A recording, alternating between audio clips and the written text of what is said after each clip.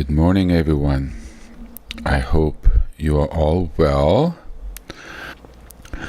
So, why don't we call in God and as we normally do, by putting our hands together at our chest level, fingertips together, and find that angle where you feel your heart has activated. It's a very powerful alignment of the energies of our body and really aligns us and focuses our prayer. So then you choose the name of God that sort of most speaks to you, the one in your practice. And for the new people logging in on this podcast, you use the name of God that's most comfortable with you. So, okay. So let's do this together.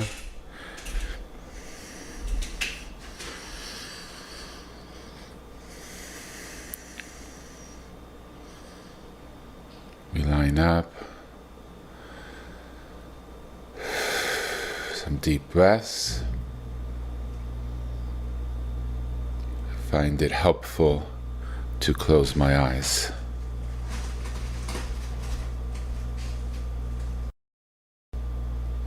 Okay. Yahweh, Yahweh, Yahweh, Yahweh, Yahweh, Yahweh, Yahweh, Yahweh.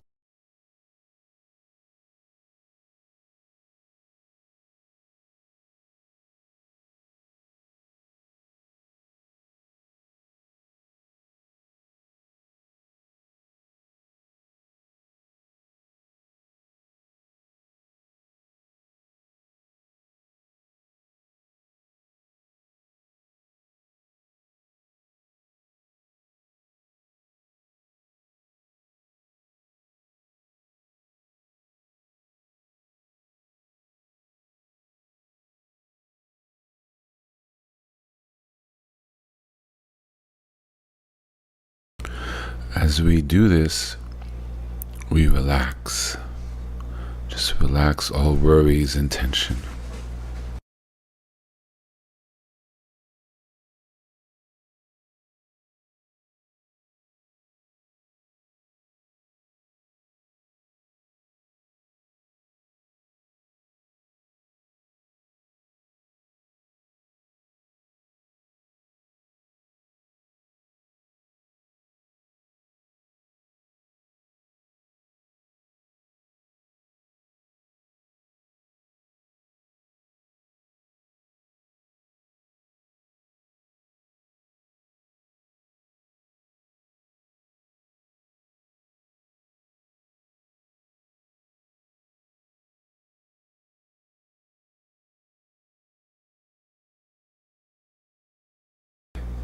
Now just remain in the presence.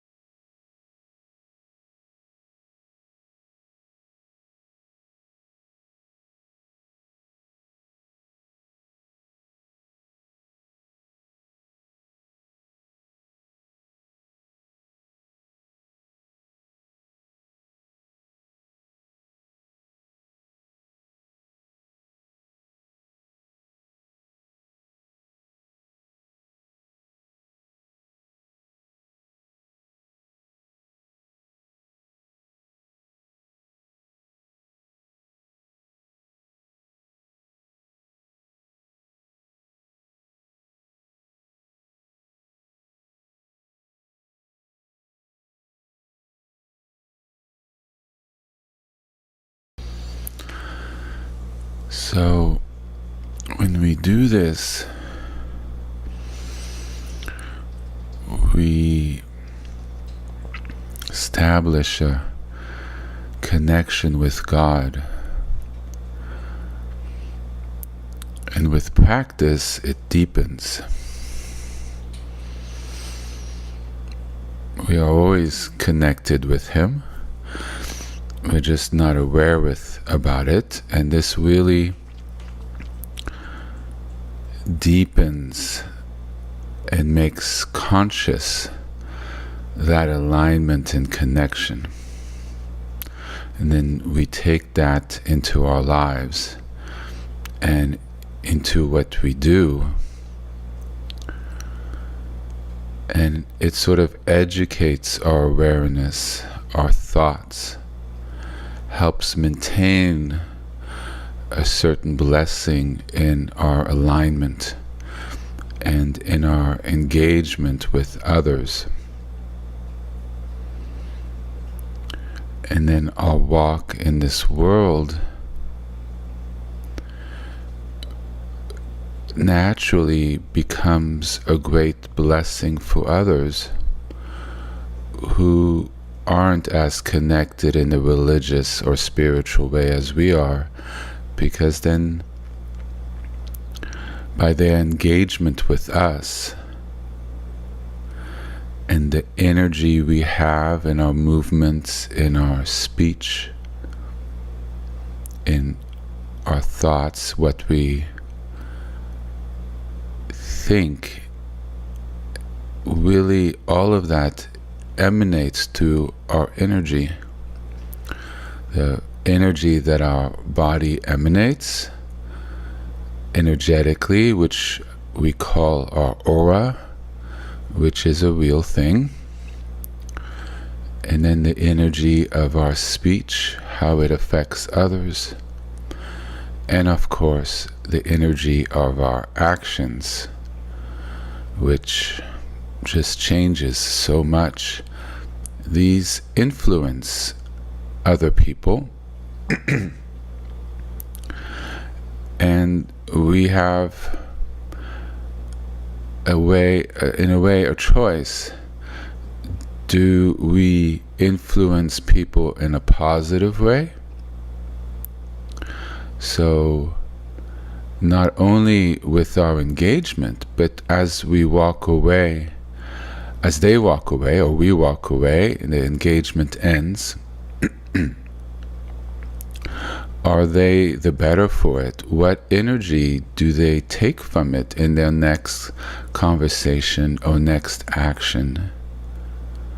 Have we unbalanced them, their energy, their minds, their emotions, which throws them off for the rest of the day, may cause them to make bad judgments, which in the most extreme way could influence the rest of their life, depending on what kind of decisions or engagements they are to do. So we hope we have a positive effect on them.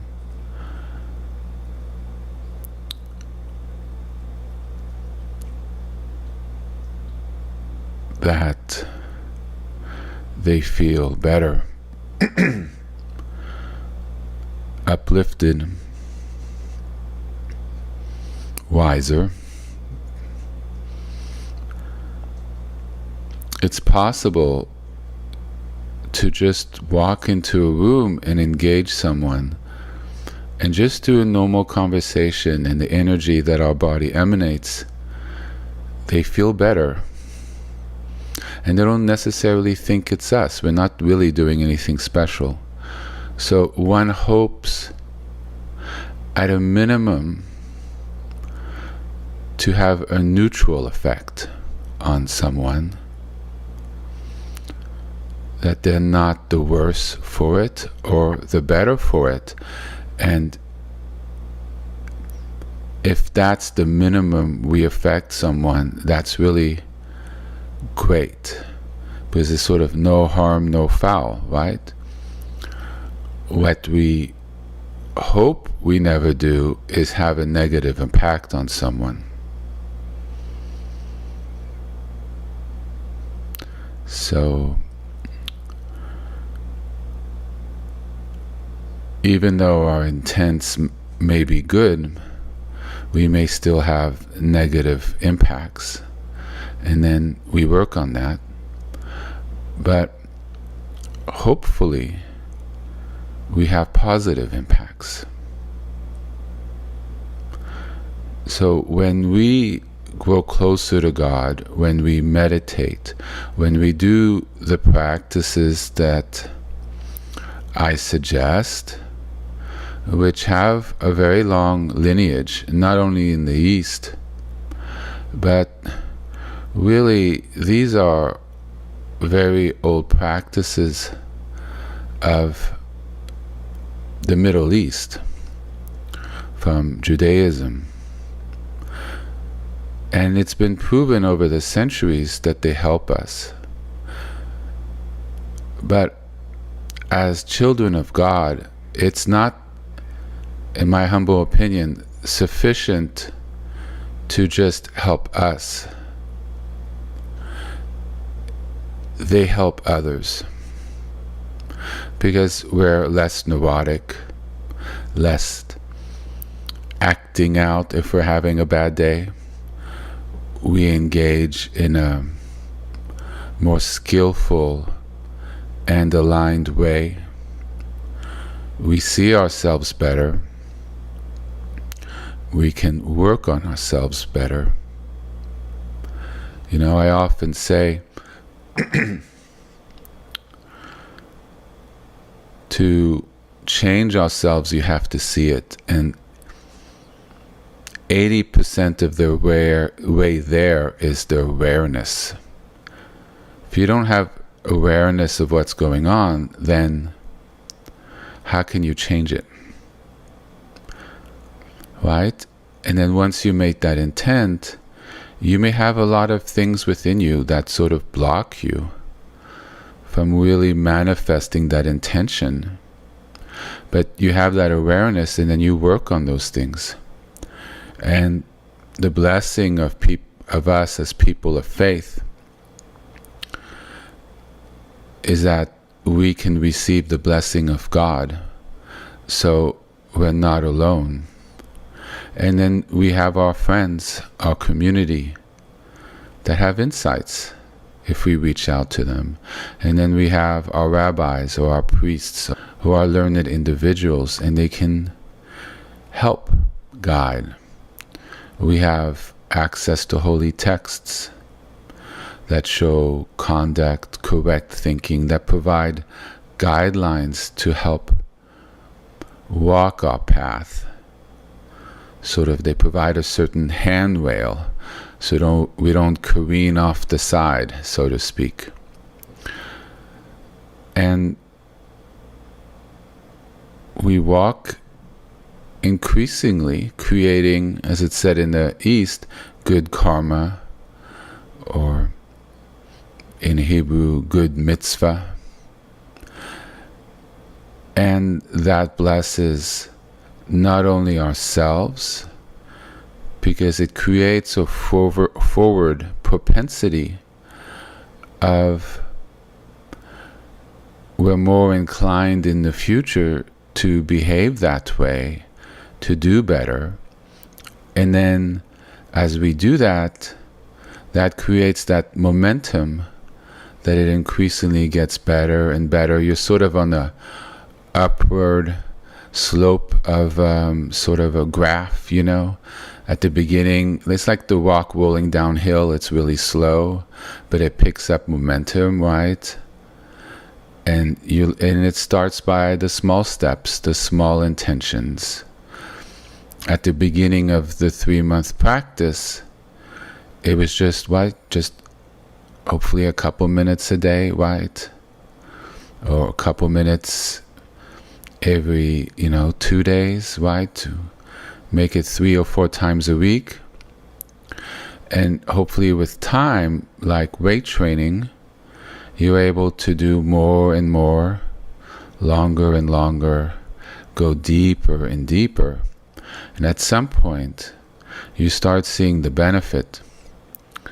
and then you become encouraged, and then you see changes. You start having realizations of wisdom, of our connection with God. And if you're not religious, like I always say, please translate this to something non-religious and make it spiritual. Alignment with your true nature, alignment with the universe, alignment with all is good and true. Because ultimately, all those are qualities of God. So you put the name that works for you, because what I always stress, that is the very most important thing in this life, is one's conduct, one's actions, one's effect on this planet. And then the next life will take care of itself. Because what's your momentum? You leave your body, well, the forward momentum of your energy leaves, right? So if you're at a high frequency and it's on the momentum of higher, well, naturally, it will end up in a good place, correct? If you're put out a propensity of negative and hurt, take enjoyment in hurting others, which causes you to be closed up and heavy, then that momentum carries you. And it's also the same, that momentum affects our actions and our speech in this life, and it provides a contamination to others. Let's hope it's a positive contamination, right? A positive effect.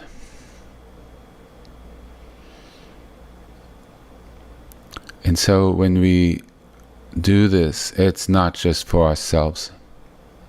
It's for our family, our friends, our children, our parents, our community, at our work.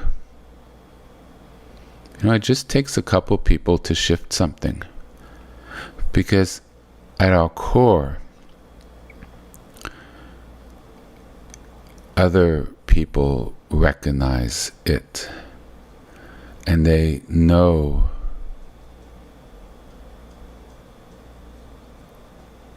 in their hearts, and it has an effect, especially if they are open to it or they're looking for it. And that blesses and that graces our world. And ultimately, sort of the bottom line, we become God's emissaries here. He's not here physically, but yet He is to us.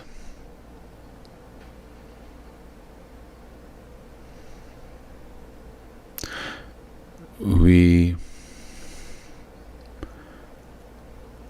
connect to something higher, and by the fact we're alive. Our aliveness grounds those frequencies in this world through our presence and our actions, through our speech, through what we write, what we say on the phone, our body mannerisms, the emanation of our aura and energy, and the power of our prayers.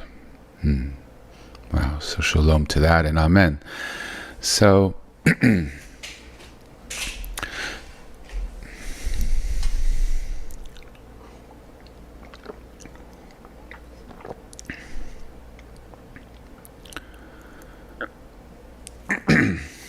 so I want to step back a little bit.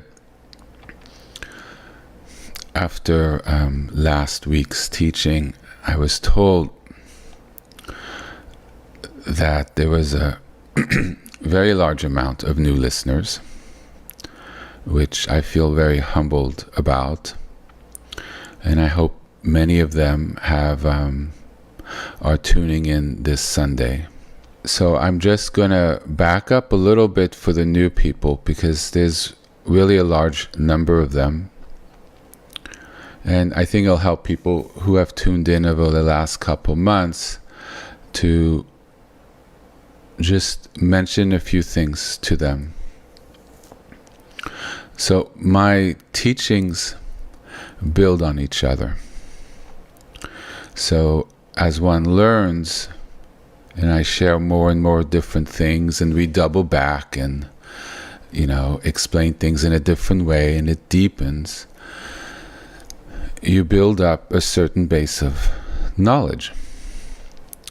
And then as I go into the next steps, you're sort of able to layer it, right? But if you come in new, it's like you're in Spanish 4 and, level 4, and you're just starting in Spanish 1. It's a little hard. It's not as extreme that you don't understand it, but you aren't fully understanding at the depth that the other people there, or if I mention a practice, you're like, whoa, this is way beyond. That is no problem. I was there. I stepped in with some teachers who had been teaching for literally 40 years. Some of the students around me had literally been there since the beginning. Their practices were like advanced, so advanced that they were secret. And the teachings associated with those practices, I couldn't get my hands on for a long time. So what one does, and if one's interested in it, you start going back through the older teachings, and some of them dated back to the 70s. That's no problem, because you start learning, and then you start growing, and it doesn't take 40 years. Some of those people were doing the same practices for 20 or 30 years, because at some point you know them, and you have to deepen them.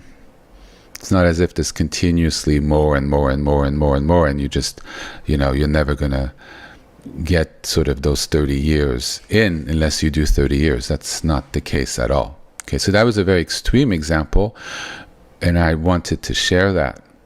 So I've only been teaching for 1 year, but yet I know there's people on this call that are very advanced teachers who literally might be in their 80s and 90s. And then there's also beginners. So we start where we are, and it's really fine. And if you have a curiosity, you start spending some time during the week, and you listen to the old material, and you sort of catch up. And it's really not hard. And you sort of start. Now, if people here are sort of new to these sorts of practices, and to be honest, I've adapted a lot of Eastern practices to the Abrahamic religions, which is what I focus on.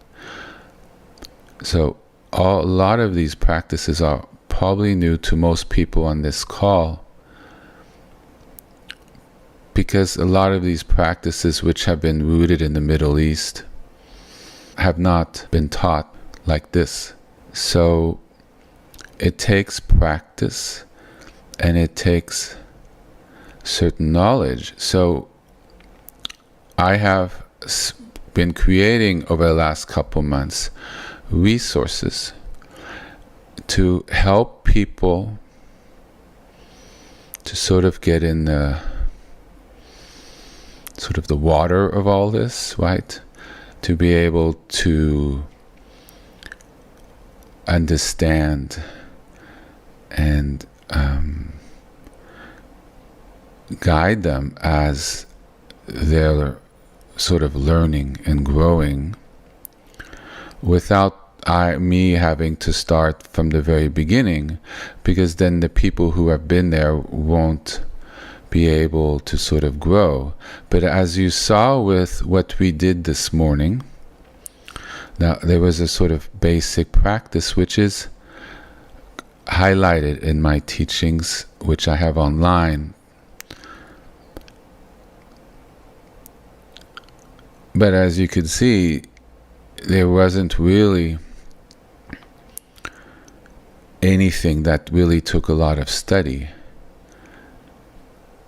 But as one does it more individually, everybody will have done that practice in a slightly different way, gotten something slightly different than someone else, and what they receive can be different from day to day as one grows and as one needs wisdom. It's very based as to what one needs and that growth.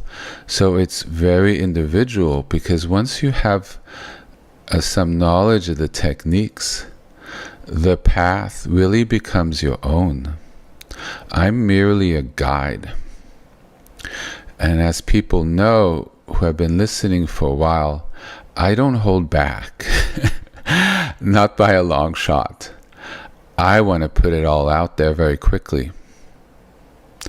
And I have, over the last 3 months, people who've been there, it's been a little bit of a wild ride, because I'm literally stacking increasingly more and more advanced teachings, which I don't expect people who have started to be able to do some of like core teachings to the full extent. I can't even do some of these teachings to a maximal extent of attainment, because they really encompass the whole path.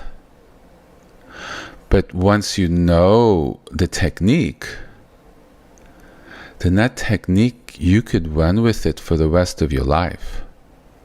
And so I wanted to put that out there, because then you have it. You're empowered.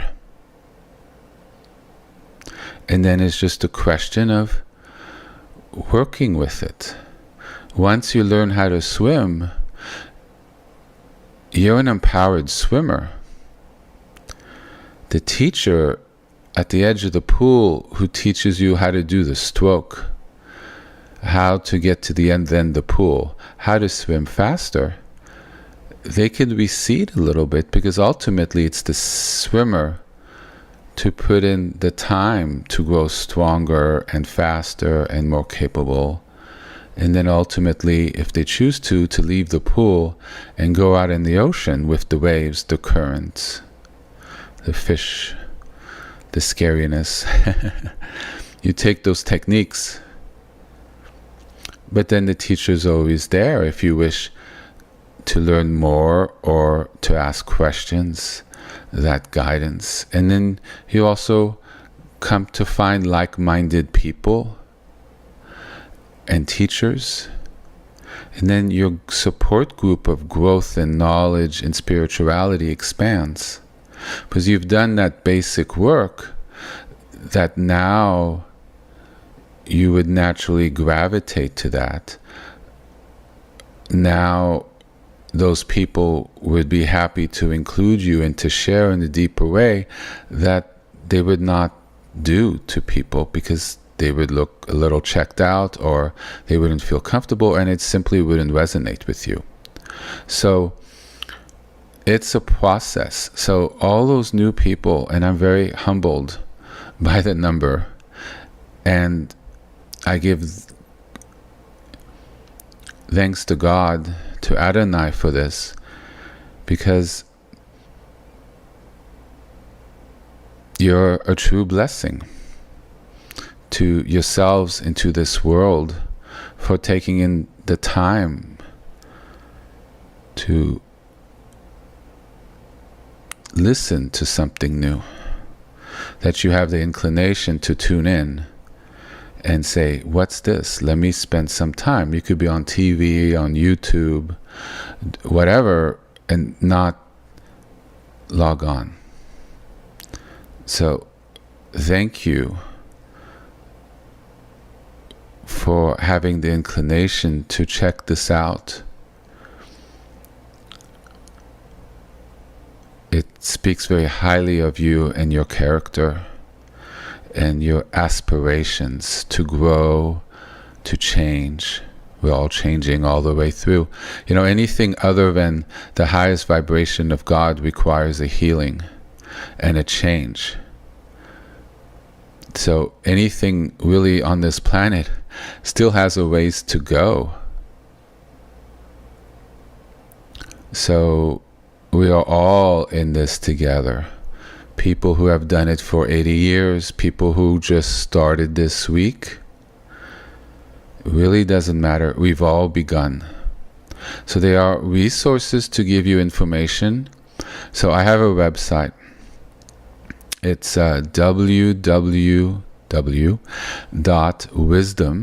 WISDOM, of OF. Make sure I just log on so many times. Yes, wisdom of the THE Shalom, SHALOM.com. SHALOM.com. Shalom means peace in Hebrew. The word has many different layers. I don't think I've actually gone into that, so I'm going to put that in my mind in the future to go into that. But it's the peace we have within ourselves, the peace we get for being in alignment with God, and ultimately that high level peace is the Shalom. The core teaching that when we're in that state of openness and wisdom and alignment, the thoughts have subsided, you would call that place the Shalom. The mind of God would be the Shalom. The peace of God's the Shalom.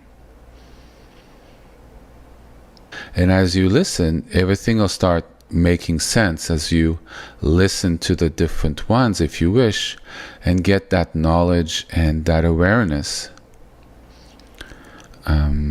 You don't need to go sit in the East for 15 years. I literally have brought back all the goodies, and shockingly it always existed here in the West, but not as readily available, and taught in a different way in the West, because here, the way I do it, we have God. In the East, there's no God. It's a core difference. There is no God in Buddhism. Period. And this would also help new people, and also to deepen. With some of my teachers, I would listen to their teaching 6, 7, 8 times, the ones that particularly called to me, because each time you listen, you catch different things.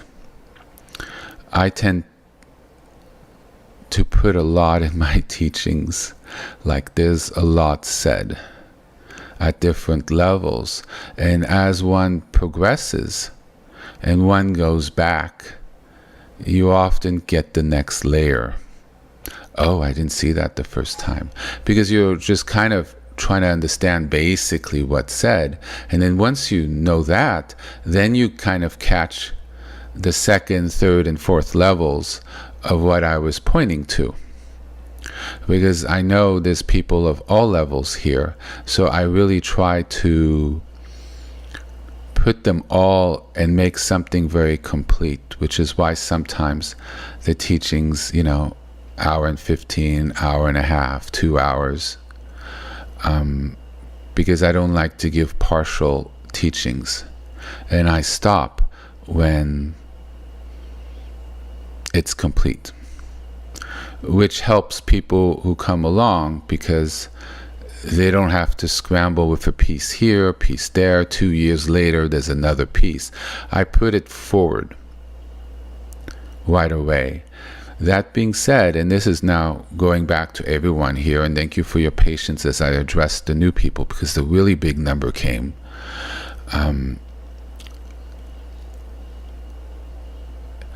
We go slow. The rate you're going where you are is good. Just because there's next levels available, don't you be hopping to some place where you're not there. I've worked at very high levels, and then 2 months later or a year later, I'm no longer there.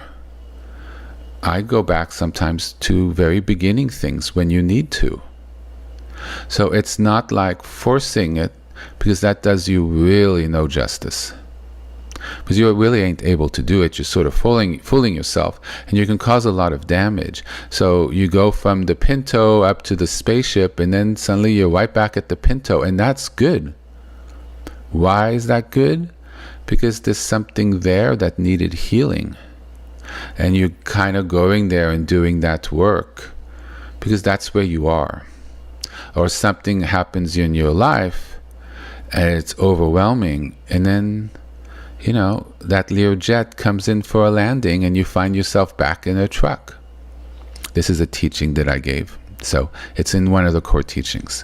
So it's a process. It's a thing. It's not linear. And ultimately, as people of faith, it really doesn't so much matter in the sense, do we have that connection with God? Because that's the bottom line. We have that connection. Our intent is good. We do the best that we can. Then we're good. The rest is spiritual and religious deepening, which is one of the most amazing things you can do in your life.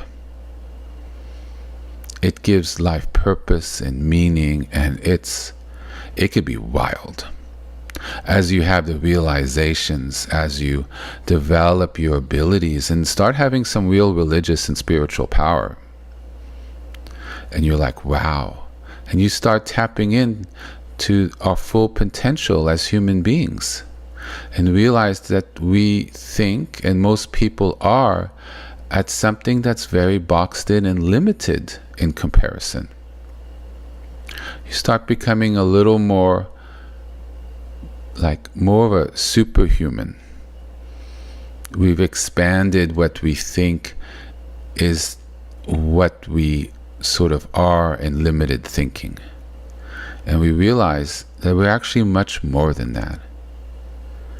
And we can engender positive changes in ourselves, in our family, in our society, and our world desperately needs that.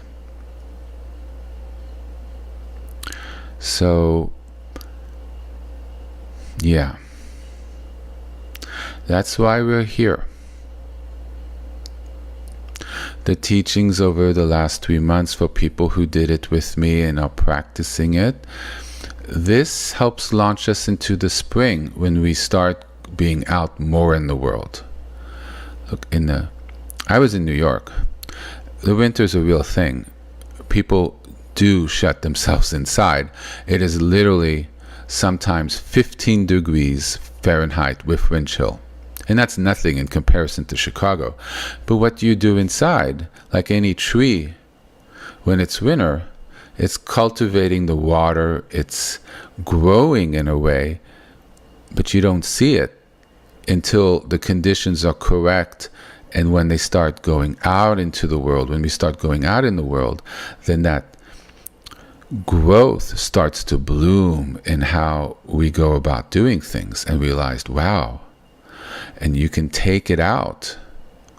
It's the practice, the prayers build us.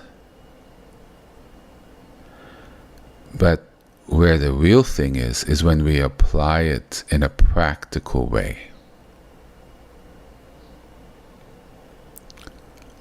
We focus so we can apply it out in the world. We are not monks. Most of us, some of us may be, beautiful vocation, by the way, but or aesthetics, or people who stay amongst themselves or in a religious place. Most of us, we engage in the world by taking the time to focus in. We become more empowered in how we engage in our world, and that's really the core of why I'm speaking, why I have a YouTube channel, why I have a website, to help share knowledge on how to better engage and better be better people, and to increasingly be better men and women of God, or be better in alignment with the universe and the principles of wisdom, love, compassion, charity, which, in my opinion, is really all that matters in this world. Wealth helps, it makes you comfortable, but what do you do with it?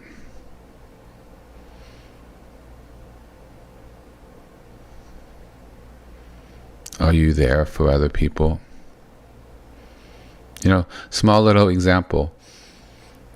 I was in Macy's the other day. The tickets are so small with the prices. Minuscule. I can't read without glasses unless it's relatively big. For the life of me, I couldn't tell the price. It's a small example. So I asked somebody walking by, I said, I don't have my glasses. Could you please read the price off this ticket? And the guy just continued walking. That's totally fine. But can't we stop and just take a moment, be like, oh, it's that amount? And I'd be like, thank you so much. I really appreciate it. I ended up leaving the store not knowing what price it was. Of course, there was no salesperson to help. But that's a small thing. What's our availability? Is it about us, or are we more open? Do we see the pain and the suffering? Do we see the people in need of prayer? At a minimum, do we just say a little prayer to the person we can't help? So driving by, you see that homeless person. You really can't really do anything, but can you say, Adonai, bless them? Right? Yahweh, please bless them. Hashem, please bless them. Right? Because that's a prayer. Hopefully it helps them. But let me tell you, it certainly helps you. Why? Because you've opened your heart to love and compassion, to see them and have that desire that they receive a blessing to help them. And that really speaks so much about ourselves, and it opens up ourselves to God's graces. And that, interesting enough, that blessing that we give to others also blesses us, but we don't do it for that reason, and most people don't realize there's a secondary blessing that actually comes to us. It's like when people say, you curse others, you curse yourself. Well, if you bless others, you bless yourself as well, because you grow. That's a positive energy that releases blocks in your own body, which helps you increase your own vibration.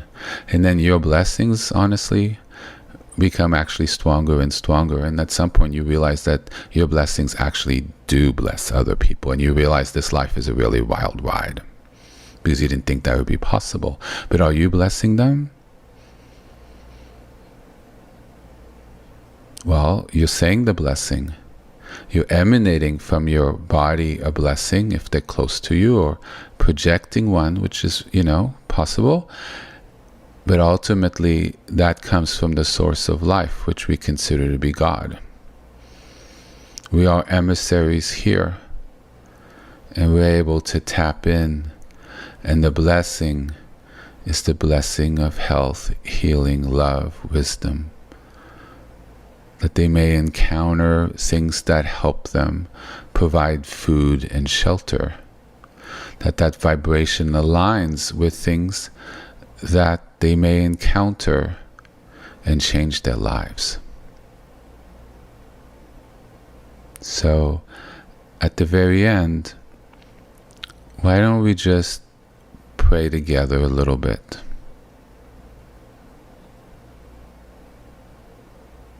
Right? There's power in a group of people doing it together. And you're all logged in together listening to my voice. So there's a channel and a frequency. And as we do it together, it becomes really strong because we're doing it with many different voices in different locations on this planet, but we're doing it at the same time.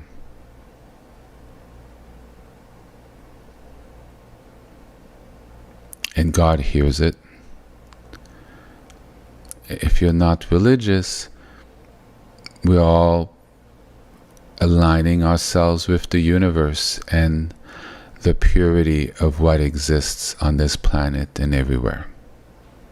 And we receive blessings from it. So why don't we take maybe 5-10 minutes?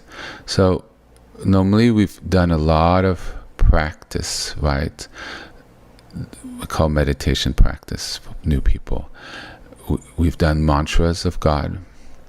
We've learned an emptiness practice where we just sort of sit and we learn how to be open to the wisdom so it channels into us. Yes, so these different levels, and even if you're just doing the most basic, you are open to all those levels, and you get little pieces of them as you do it. I just focus on specific things in a greater extent, but it's always available. Every level is available in no matter what practice we do. This is just a sort of teaching method. I just wanted to point that out. So it's not like you're getting something more as you go further. It's always been there from the beginning, just at different levels, and I make you aware of what's kind of going on. But ultimately, all those techniques are done to help us pray as well. So you could just sit there and pray in a stronger, more powerful, robust way. Because we've lifted those weights, we've grown our muscles, we've become a stronger swimmer. So you could just dive into the pool or go into the gym and you put that peg in a weight machine and it's 120 pounds. You don't start from the beginning every time, right? You just pop in. So let's, after these 3 months, let's not forget that we can just pop in at any time, anywhere. When we walk into a temple or synagogue or into a church or into a mosque or into nature or into wherever, whatever, we pop in and have that immediate communion without a lot of prep work at that moment. Right? So why don't we do that together that's okay with you, for about, let's do 7 minutes. It's a very blessed number 7. It's also my favorite number. So why don't we do it for 7 minutes where we pray?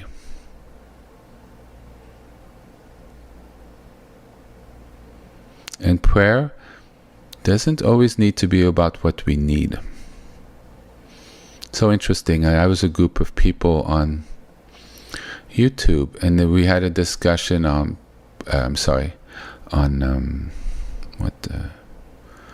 what's it called? That big chat service that everybody kind of tunes in and see everybody's faces. And the discussion on prayer came up, and almost everybody talked about prayer in the sense of asking for something. You pray to ask. I was personally horrified when I heard that. But I think people think that's what prayer is, and certainly you should ask for what you need. But prayer is more than that. One hopes and one grows to hopefully prayer is an expression of gratitude and giving thanks for what you have, and that you pray even if you're not going to ask for something. That's in relationship. That's a relationship.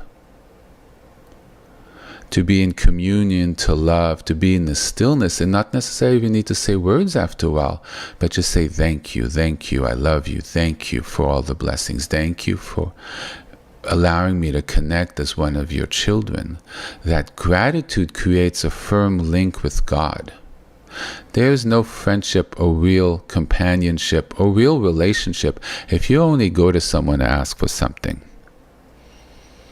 Right? Just think of the human relationship. You only call them when you need something. What's that exactly? That's not very kosher, right? But it's the calling to say, I'm here, thank you. I wish to feel your presence, so I'm here. Thank you for today. Thank you for this. I do it almost every night. I don't kneel. I don't do anything. My head is on the pillow. You could pray at anywhere and just say, God, thank you so much for today. Thank you for being with me. Thank you for a nice day. And I'd go to sleep. I wake up. God, please help me today. It's going to be a tough day. I don't necessarily say, what I want to happen. I just say, God, it's going to be a tough one today. Please be with me. Wow. That's a relationship. That's a bond.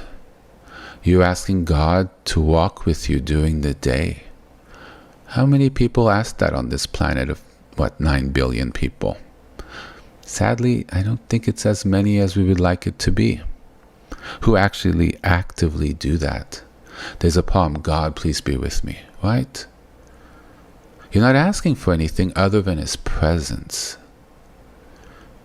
You're asking Him that you don't do it alone. That is a healthy relationship, even though technically you're asking for something. But do you remember after it ends, thank you, God, for being with me. I felt your presence doing that. I'm so grateful. And then for the next couple of weeks, it's just, hi, I'm here. Thank you so much. Thank you for being in my life. Thank you for what you've done. Thank you for your teachings. Thank you for your prophets. Thank you for your blessings. Thank you for good health. Saw somebody ill today. Please help them. And by God, thank you that I don't have that kind of illness. I have such gratitude that I'm able to engage in this world in a healthy way. Thank you for that. So as we pray now, let's do a prayer. Whatever you feel you need, there's people that's ill, your family, please don't forget the gratitude as well.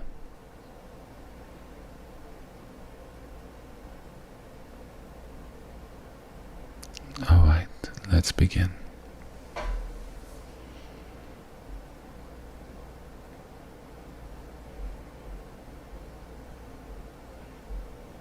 So I'm going to be silent for about 7 minutes. If you have your prayer space, please light it and put up some incense.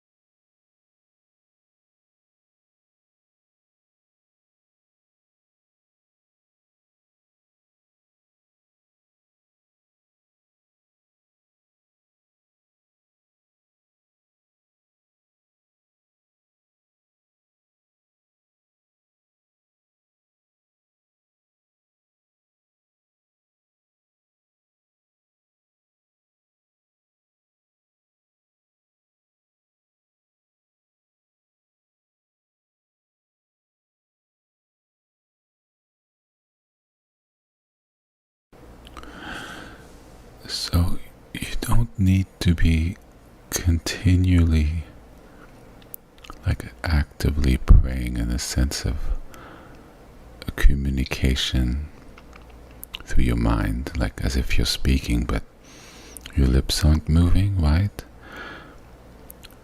You can get to the point that you just sit in the presence of God, that you've awakened through your prayers, and sit with a fullness of heart, of connection.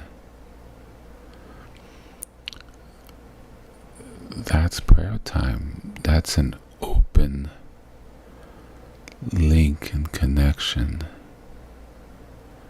So it's not merely having to keep sort of like speaking. It could just be that communion, that's quiet time of being in the presence with a capital P.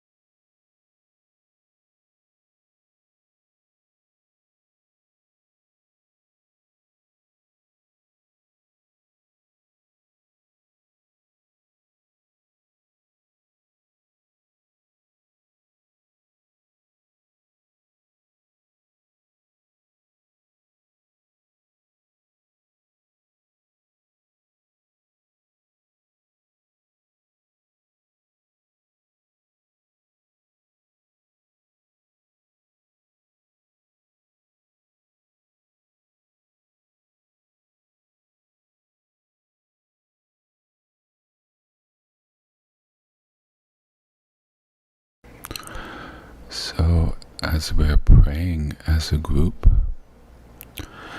let's not forget to ask God to bless the other people in our group.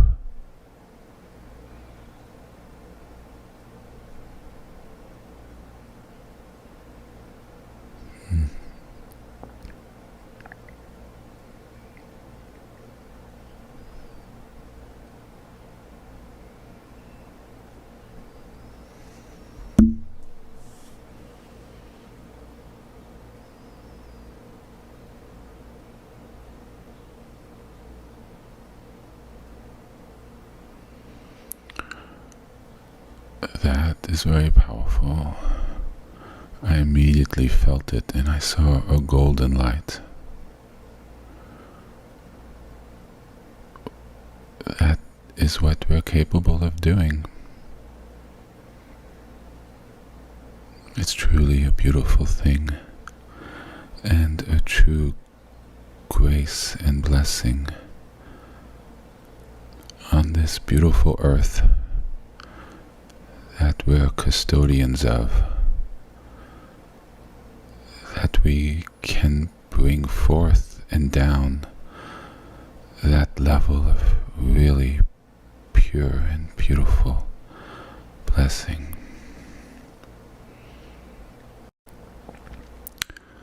Thank you so much for being here with me this week. May God bless us all. May Adonai bless us all, our families,